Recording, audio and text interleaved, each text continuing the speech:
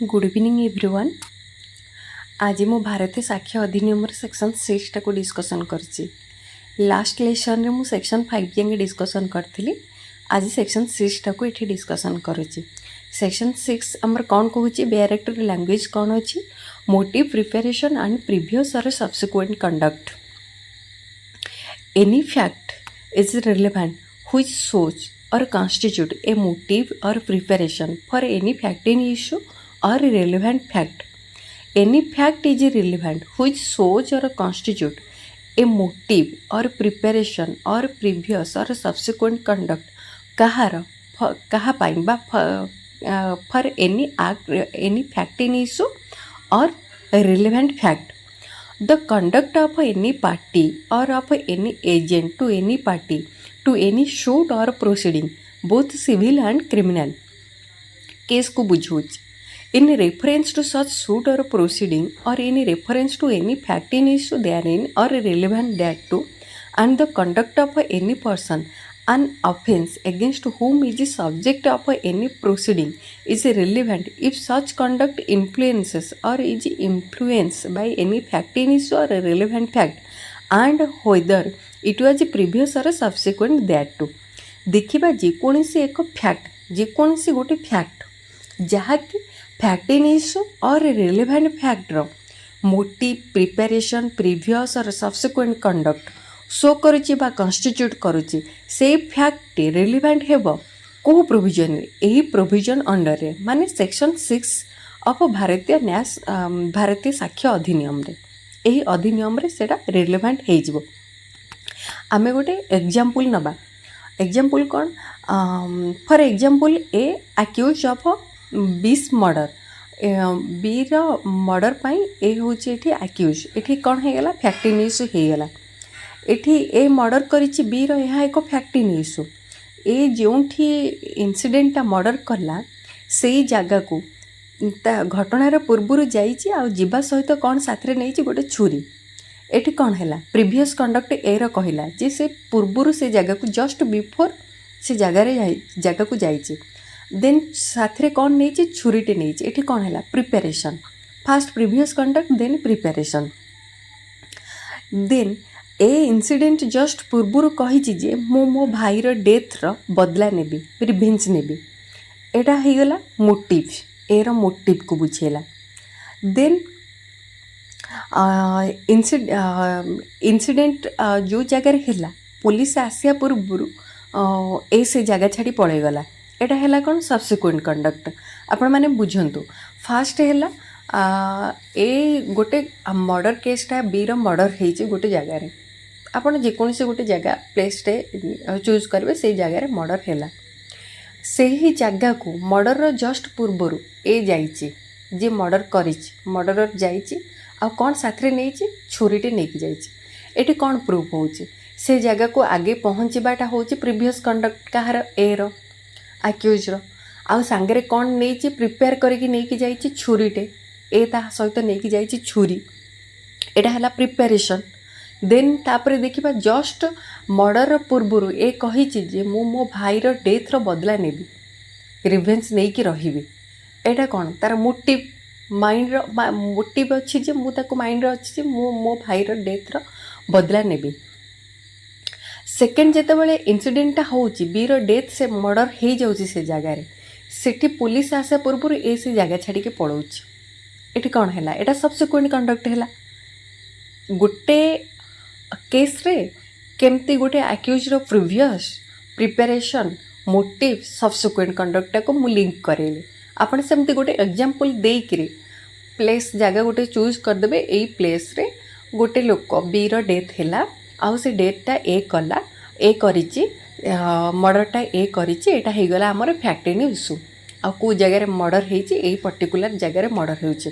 आमे सेक्शन 6 को केमिति आनिबा सेक्शन 6 रे सब जिनस केमिति रिलेवेंट करेबा देखिबा से हिसाब रे ए से जगह को जाइछि गोटे छुरी नै कि जाइछि घटनार पूर्व एटा प्रीवियस कंडक्ट थिला ए रो आउ छुरी साथरे नै कि जिबाटा थिला preparation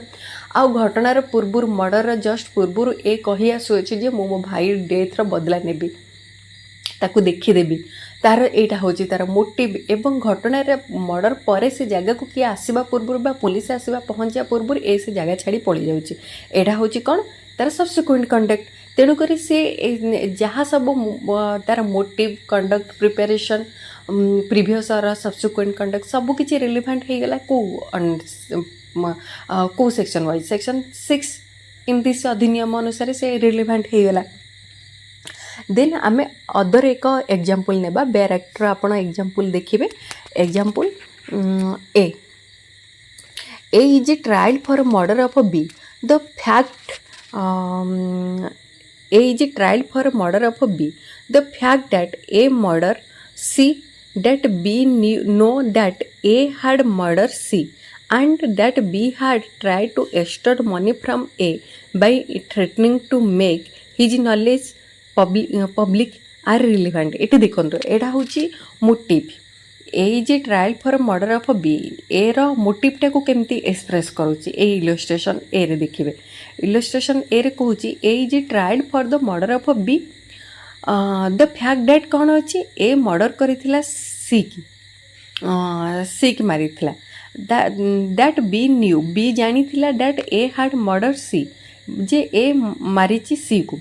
and B had tried to extort money from A by threatening to make his knowledge public are relevant एटी कौन करूला बी ताको थ्रेटन करूला कौन मत टंका दे नल नहीं तो जो सी को मारीचु मुझे लोकलोचन को नहीं आसबी पब्लिक्स करदेवी तो एठी एटा हूँ मोटिव एटा मार बी की जति ए मारिदेला ताहले ए थ्रेटिंगटा से पाइबनी कि ताको टंका भी दबा पड़बनी कि कहीं भी जानीपारे मु ए सी रो मर्डर करिछि बोली तेणुक यही कारण ए बी रो मर्डर कला एटा आसीज क्या अंडर रे सेक्शन 6 अंडर रे आमर आसीज। देन आमे मोटिव की बुझीबा मोटिवटा मोटिव सब बेले आपण माने देखिथिबे प्रिलिमिनारी हो के मेन एग्जाम हो जुडिशियली रो एग्जाम पड़ी जाए इंटेंशन एंड मोटिव भितर डिफरेंस कौन मोटिव उपरे एक्सप्लेन रिगार्डिंग मोटिव सर्टली पकई देथिबो 5 मार्क 10 मार्क तेणु मोटिवटा को आम बुझा मोटिव रो एक्चुअली ऑब्जेक्ट कौन motive is that which moves a man to do a particular act push करवा जन को गोटे मैन रो माइंड को पुश करवा तू ए पर्टिकुलर एक्ट कर motive is that which moves a man to do a particular act motive is that which moves a man to do a particular act so motive explains the reason behind an action motive ये कौन कला explain कला कारण क्या पछर गोटे action गोटे actor पछर कारण को ही एक्सप्लेन करुच्ची। Then motive is not an essential element of a crime आपण माने मन रखिए आमर क्राइम रे जो एसेंशियल एलिमेंट अच्छी 4टी ता भितर आसुनी motive is not an essential element of a crime तेणु गोटे क्राइम रे मोटिव प्रूव करवा सब बेले नेसेसरी नुहे सब बेले दरकार पड़ेनी जे मोटिवटा को प्रूव करिया केतेबेले दरकार पड़े जो आई विटनेस न थांती आउ क्राइमटा एक्जिस्ट करुच्ची क्या बेसिंग अपन सर्कमस्टेंशियल एविडेंस से ही जगार आई विटनेस डायरेक्ट एविडेंस किसी ना क्राइमटा जी एक्जिस्ट होची कहा ऊपर बेस करी सर्कमस्टेंशियल एविडेंस ऊपर बेस करी क्राइमटा एक्जिस्ट अच्छे से ही जगार मोटिवटा को प्रूव करने पड़े। एविडेंशियली वैल्यू ऑफ मोटिव कौन एटा भी important evidentially value of motive कौन eye witness testimony when the evidence of an eye witness is found to be true and reliable motive takes on a secondary role जोटी eye witness अच्छी बा direct evidence अच्छी आहा भी true बा reliable से मोटिवटा secondary role play करे एक कथा कौटी कहुई आपण मैंने मन रखिए very important case Chandan versus state of NCT of Delhi 2024 supreme court it direct evidence from an eye witness is credible motive becomes less important यदि डायरेक्ट एविडेंस अच्छी डायरेक्ट एविडेंस आसूची क्या पाखर फ्रॉम एन आई विटनेस पाखर eye witness पाखर आ भी credible अटे मोटिव बिकम्स लेस इम्पोर्टाट से मोटिव इम्पोर्टान्सटा लेस हो कमिज सो जोटी डायरेक्ट एविडेंस ना केस डिपेंड करुच्ची सर्कमस्टेंशियल एविडेंस उपर से motive is crucial in cases built on circumstantial evidence तेणुक जोटी डायरेक्ट एविडेंस ना आई विटनेस नहांती सेठी मोटिवटा क्रुशियल रोल प्ले करुच्ची गोटे क्राइम को क्राइम बा केस को बिल्ड करने एटा कहू केस लॉ रे कहा जाइए Indrajit Das versus state of Tripura 2023 supreme court मन रखिए Indrajit Das versus state of Tripura 2023 supreme court then corroborative in nature motive alone is insufficient to convict the accused आपण मैंने यहाँ भी मन रखु मोटिव केवल गोटे वे नुह जहाद्वारा कि गोटे अक्यूजटा कन्विक्ट हम ना कहीं it is not a substantive piece of evidence मोटिवटा गोटे सब्सटेंटिव पीस ऑफ एविडेंस नुह ओनली करबोरेटिव इन नेचर यह कहुई आपण मैंने मन रखिए motive is not a substantive piece of evidence only corroborative piece of evidence आउ एक कथा भी कहुई को केस रे state of Punjab versus Bittu 2016 supreme court then आसवा आम प्रिपेरेसन मीन्स कौन अरेंजमेंट डिजाइन बा किसी जिनस को एकाठी करवा for commission of a crime कौन सी गोटे अरेंजमेंट करवा बा किसी डिजाइन करवा बा किसी कौन सी वेपन मान को एकाठी करवा जहाद्वारा कि आम गोटे क्राइम करवा से सब को कहुच्छे प्रिपेरेसन आउ एटा मन रखु preparation for a crime is generally not punishable under the law आपण मैंने मन रखिए प्रिपेरेसन करवाटा जनरली पनिशेबल नुह लॉ रे but there are certain exception good certain exception अच्छी जोटि कि प्रिपेरेसन करवाटा ही क्राइम हो आपण मैंने देखिए आमर ये भारतीय न्याय संहिता न्याय संहितार अच्छी सेक्शन 149 154 अदर सेक्शन गुड़ा भी अच्छी जदि प्रिपेरेसन कराऊँ गोटे क्राइम को कमिट करने से पनिशमेंट हो भारतीय न्याय संहितार सेक्शन 149 154 ये सब देखिए बट जितेबाला गोटे क्राइम होगला आउ जी प्रिपेरेसन होगला जे प्रिपेरेसन करूला ही से आक्यूज से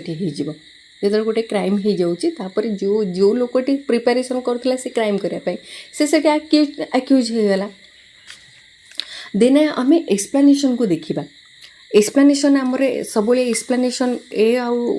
1 आउ 2 उपर प्रिलिम रे क्वेश्चन आसे बट मेन रे भी क्वेश्चन आसे आम मुझे तो एग्जाम अटेम्प्ट करूली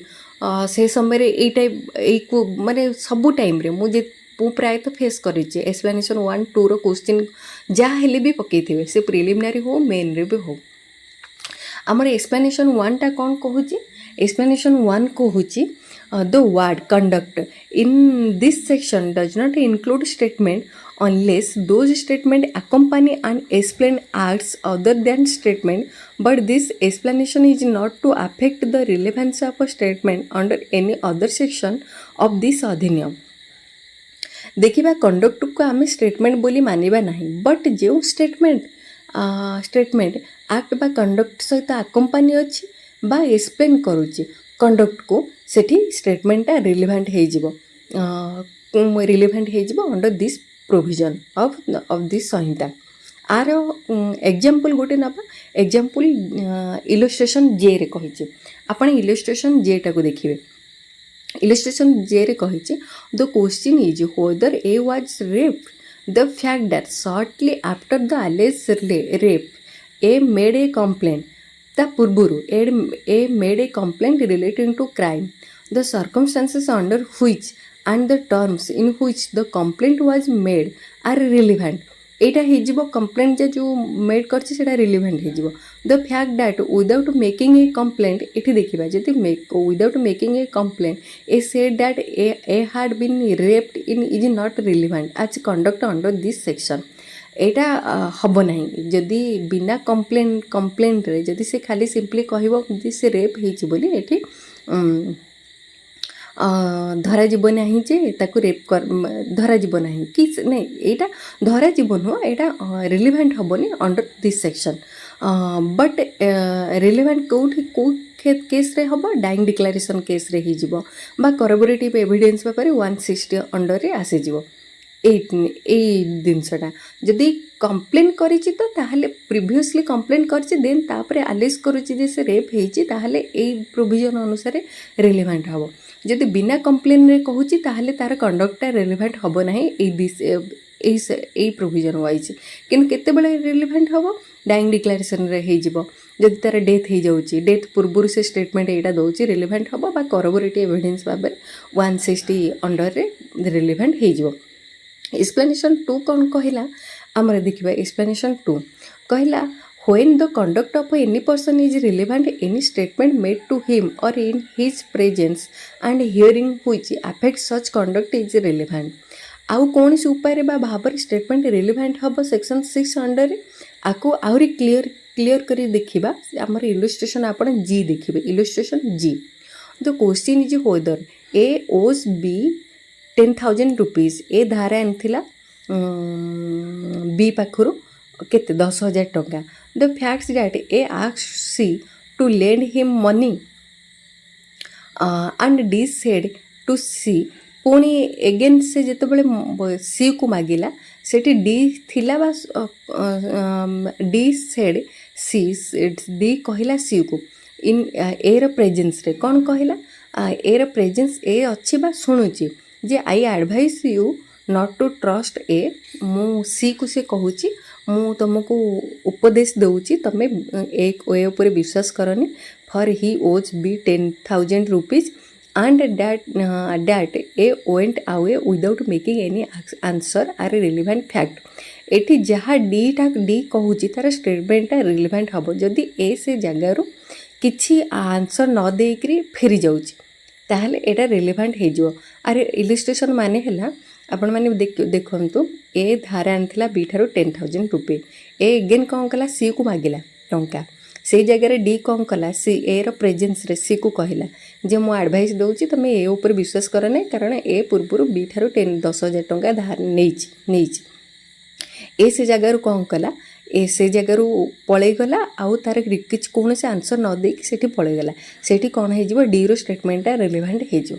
डी रो स्टेटमेंट ये रिलेवेंट हो गला एक्सप्लेनेशन 2 रे जार प्रेजेंस एंड हियरिंग आमर जो दुटा वर्ड लगी प्रेजेंस एंड हियरिंग ये टोटल ऊपर सेक्शन 6